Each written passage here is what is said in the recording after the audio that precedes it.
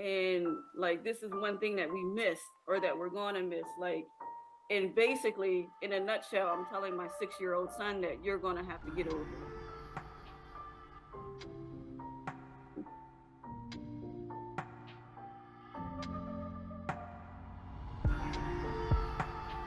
And he's 6. He doesn't have to get over it. I wouldn't tell an adult to get over it, let alone a 6-year-old child.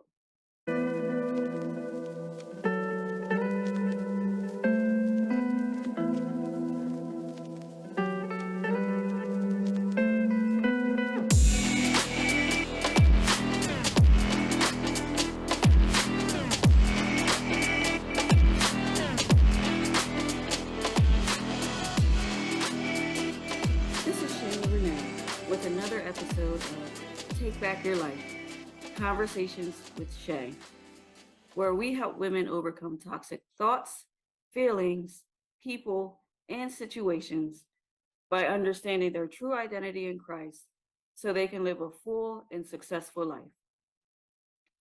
If you have not done so yet, please be sure to subscribe and like the YouTube channel so you'll be notified when a new video is dropped. And also be sure to like and follow me on Instagram and Facebook at Shayla Inspires. Today, I just wanted to come to you with a quick episode about toxic feelings and toxic thoughts, or better yet, toxic thoughts about our feelings. This topic came to mind last week while I was driving my son to school, and his school had a donuts with dads one morning last week, and my son was super excited about it. And unfortunately, because parents aren't perfect and we never claim to be perfect, we forgot all about donuts for dads. And our son reminded me after we left for to go to school that morning. I called my husband and tell him, like, did you know that we today was donuts for dads? Or I think we forgot. I think we may have forgot that it was donuts for dads. And he was in the middle of doing he was busy. My husband was busy. That's part of the reason why he wasn't with us when we were driving. We usually take him to school together. Um, but he wasn't with us this morning. And unfortunately, he said he couldn't make it. And I turned around to our son and I said, well, daddy's not going to be able to come with you this morning.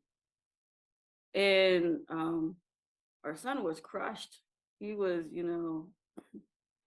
I don't like to see my son upset, especially when it's something that I guess could have been avoided or something that uh, was on us as parents.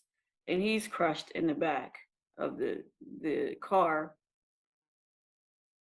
and he pretty much starts to go on about how much he really wanted daddy to be there. Then he's like, well, mommy, you can come. It doesn't have to just be dads, moms can come too. And I'm not dressed, I'm dressed like you dressed to drop your son off at school where you don't have to get out of the car. I at least had like a sweat outfit on, but it wasn't a nice looking one. Like, I wasn't dressed. um so I'm telling him, like, I'm not going to your school either. Not look like this. And he's like, begging me to come in. And then, like, in the middle of his begging, like, I tried to, pretty much hush him up really quickly. And I gave him the whole, you know, you don't always get what you want in life.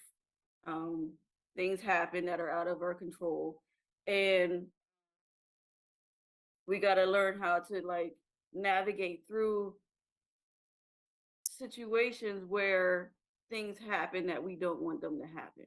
And mommy and daddy are not perfect and we make mistakes. But, isn't it, we come to eat lunch with you often. Like, we really try to do that as often as possible because we both know that he's going to get to an age eventually where he doesn't want mommy and daddy eating lunch with him.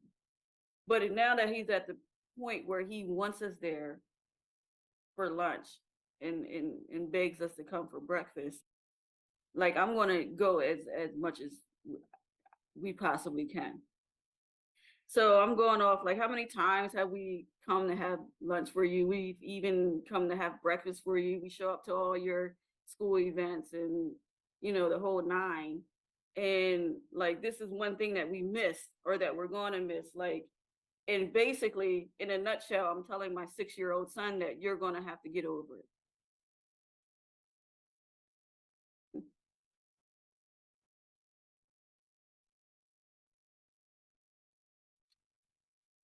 And he's 6.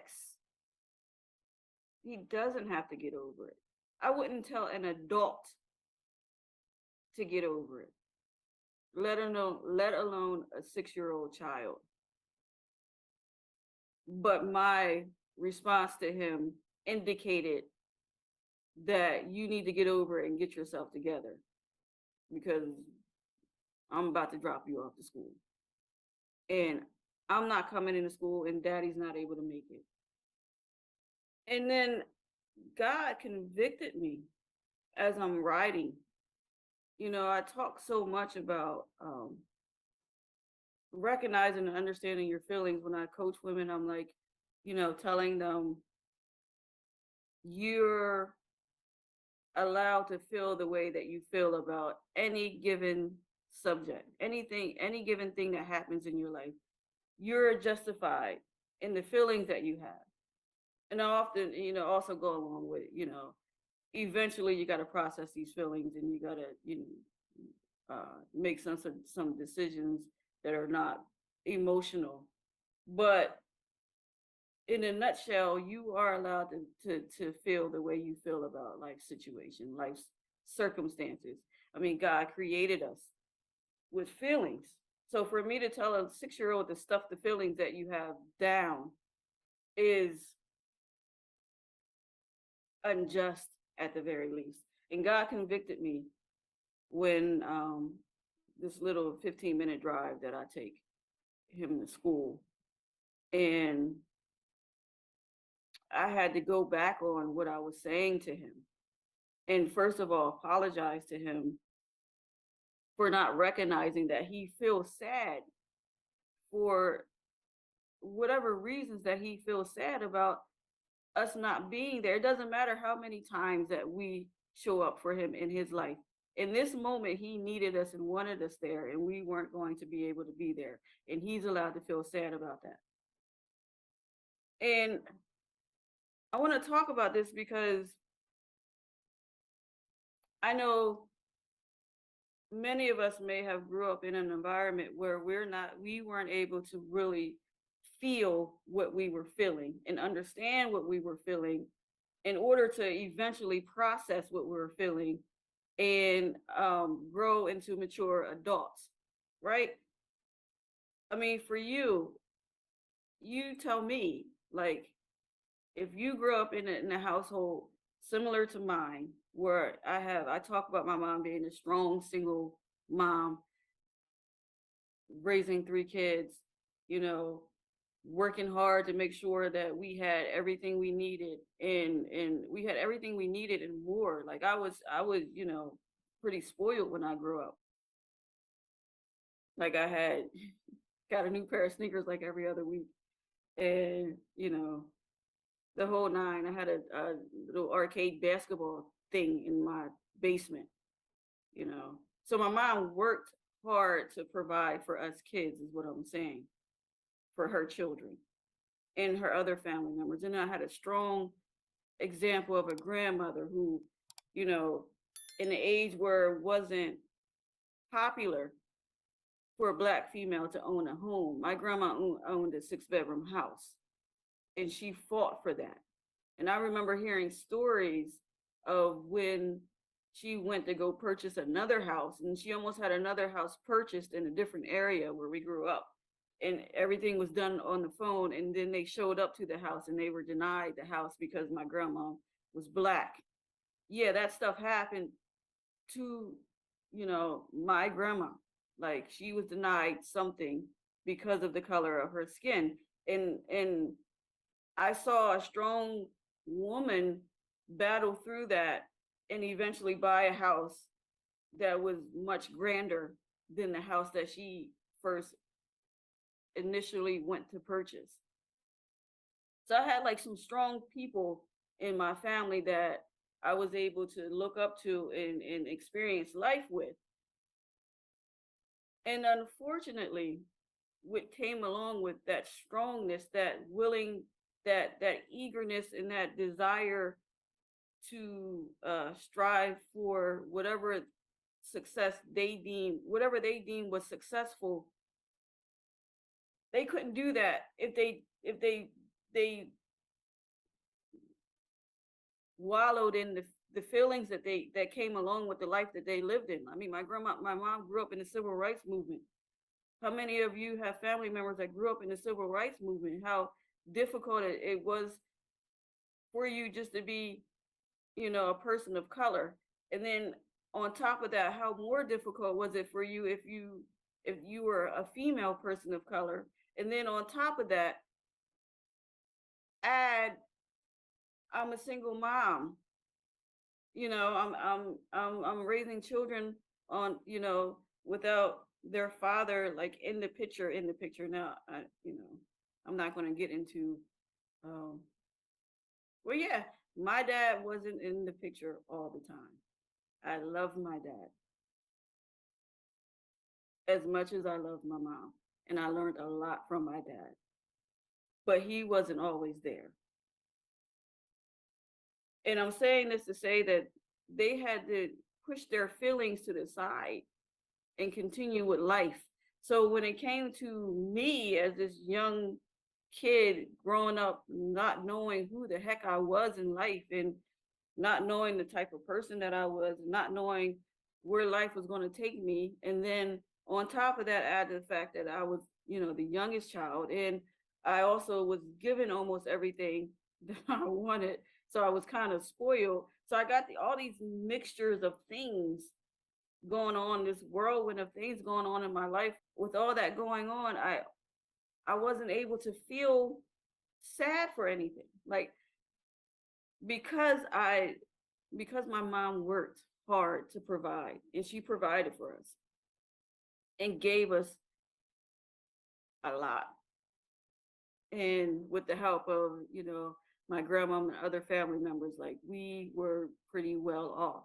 And because I could almost ask and get because I could almost get whatever I asked for, I wasn't able to feel bad or sad if I didn't get something that I wanted or something didn't go my way, because for so much of my life and my childhood, things went my way, I guess.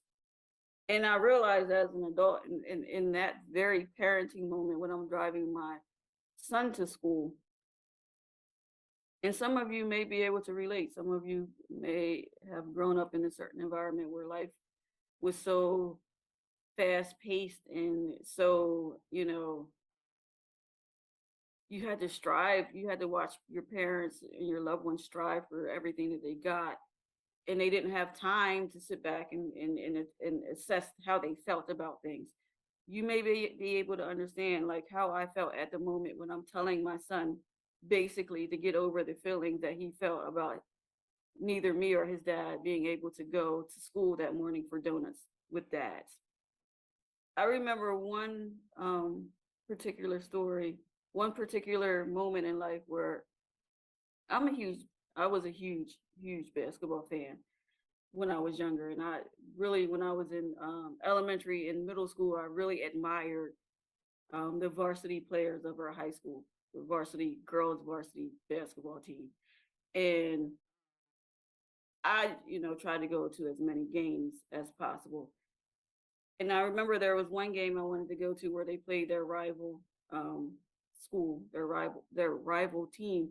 And my mom promised me that she would take me. It was a promise. She said she would take me to this game. When the day of the game came, she couldn't take me. And I don't remember why she couldn't take me. But I do know that she couldn't take me. And I remember feeling sad and upset about not being able to go because this was something that she promised that she would do. And I remember her pretty much telling me, in a nutshell, you need to get over it. I'm not taking you. You need to get over it and stop and not don't wallow in those feelings of sadness and despair that you feel. Now it may seem minute to you that I couldn't go to this basketball game. Like that might seem like that's something small to you, but I worshiped basketball at that time. And I wanted to be around as much basketball as I could be around. Like I was banking on going. Like I was holding on to this promise, for weeks to get to this game. And that my my heart was shattered when my mom said I couldn't come, or she couldn't take me, and I couldn't go to the game.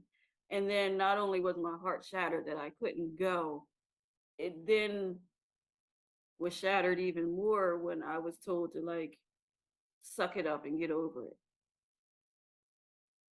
But this story, similar to the story of the donuts for dad story with my son, does have a happy ending. But before I get to the ending, how many times in your life have you felt sad or angered or despair about a situation or a circumstance, and you felt like you didn't have the freedom to feel that because life hits you fast and you need to get over it or you got to move on? I would never tell someone to get over something. You know, it's not a bridge. You don't just get over it. But how many times have you been in a situation where you weren't given the liberty to actually feel how you were supposed to, how you, and it was very appropriate for you to feel that way because of whatever reason? I mean, it could stem from your childhood. It could be that your life right now, you just, you are the single parent, you are the single mom, and life knocks you down every single day. You know, you get calls home from school about your child every other day. The dad may not be in the picture, or he may be in the picture, but you're still struggling to make ends meet. You don't know how you're going to pay your rent next month, right? So you don't even know if there's going to be a roof over your head. All this stuff, all this trauma in your life comes at us, comes fast. And it oftentimes does not give you the time to feel appropriately because you got to make a decision. Or your decision can be you're not going to make a decision because your life or your kids' lives are dependent on it, right? So you got terminated from your job because your child is sick and you missed multiple days in a row and you're still in your 90-day probationary period. And the job, they don't understand, you know? They don't understand, nor do they care really about what's going on in your personal life. They just want you to show up and work. But today you get terminated, even though you're a very good employee. You do, when you get there, you work hard and you do whatever is asked of you, but that's not enough. You still get terminated because you missed too many days because your child is sick and you got to stay home with them because you're not able to afford a babysitter or childcare. And you don't have any support to help you with your children. And the appropriate feelings attached to that are sadness, despair. Uh, you might feel hopeless, right? Initially, but really quickly you got to get over those feelings because you got life don't stop at the way you feel. But you still have the freedom to feel these ways. You still have the freedom to feel sad or to feel like you're alone. right? So don't demonize yourself for having feelings, and don't think about yourself having these feelings as being toxic because you don't have the space in your life to feel this way. You do, and it's appropriate, and you have the freedom to feel. Don't stuff those feelings because eventually all that stuff and something's going to blow, right? So you got to learn, one, that your feelings are appropriate, and then two, how do we process these feelings, and three, how do we continue on with life? And I can tell you, I wasn't given those options when I was younger. It was, you don't have the right to feel this way because you have XYZ, or because you are given XYZ, or because you have people that love you and are there for you for your basic needs. And that mindset has scarred me to the point where I almost passed that down to my son, because his mom and dad are in his life, we thankfully, and we are together. We do a lot of things as a family, and we're there for our son as much as we can be. And when we're not able to be there, I almost wiped out his opportunity to feel sad about that.